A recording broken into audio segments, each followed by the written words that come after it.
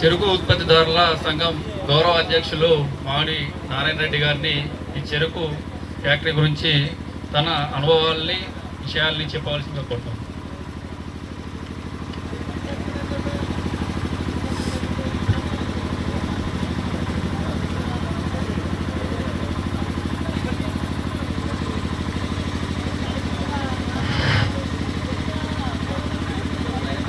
ఈరోజు ఏదైతే మల్లాపూర్ మండలం నుంచి అదే సోమన్న దేవాలయం నుంచి ఫ్యాక్టరీ వరకు పాదయాత్ర చేసినటువంటి దోపిడి సీనుకు, అలాగే ఇక్కడికి వచ్చిన రైతులకు, బీజేపీ నాయకులకు అందరికీ పేరు పేరున ధన్యవాదాలు. అలాగే మీడియా మిత్రులకు, మన ఎంబడ వచ్చిన పోలీసు బృందానికి అందరికీ పేరు పేరున అందరి పేర్లు చెప్పడానికి టైం అవుతుంది.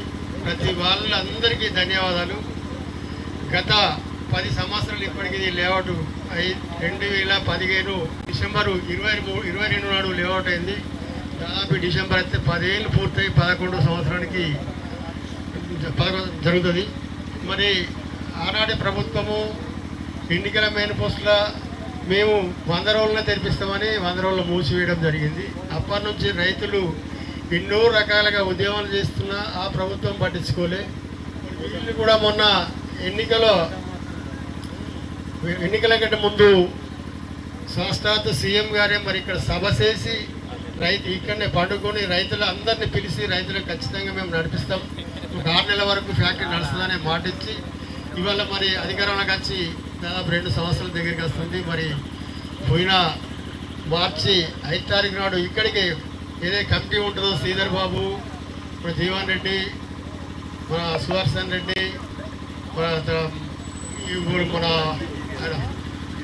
దాదాపు ఒక 5గురు కమిటీ, 2 ఆఫీసర్లతో కమిటీ వేసిండు.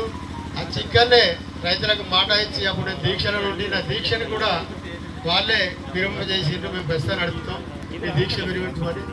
మరి ఈ రకంగా రైతులు మోసం చేసిన వాళ్ళకి ఇది భావ్యం కాదు. మీరు ఇకనైనా మరి ఇప్పుడు రైతులు ఇక్కడ చెరుకు పండించడానికి ఇంకా సుముఖంగా ఉన్నారు. దాదాపు 10 సంవత్సరాల నుంచి కామారెడ్డికి మేము చెరుకు సప్లై చేస్తుంటే సంవత్సరానికి ఒక 10 కోట్లు నష్టపోతున్నాం రైతులు. అంటే దాదాపు 10 సంవత్సరాలకు 100 కోట్లు ఇవాళ రైతులు, మీ ప్రాంత రైతులు నష్టపోతున్నాం.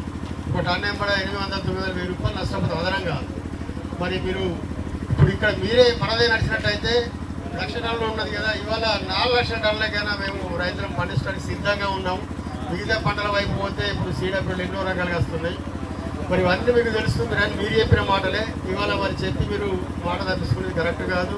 ఒకవేళ మీరు నడపకపోతే గతంలో పట్టిన ప్రభుత్వాలకే మీకు అదే గతి పడుతుంది. దీన్ని గమనించాలి. ఇక్కడ లోకల్ కాంగ్రెస్ నాయకులు కానీ ఎవరి పేర్లు వద్దు, వాళ్ళు ఒకళ్ళ పేర్లు ఇప్పుడు మంచుడు కొట్టుడు అంతా కూడా రైతులు మోసం చేసే బాబతే ఎలక్షన్ కోసం ఇవన్నీ వాళ్ళు చేసే మోసాలు.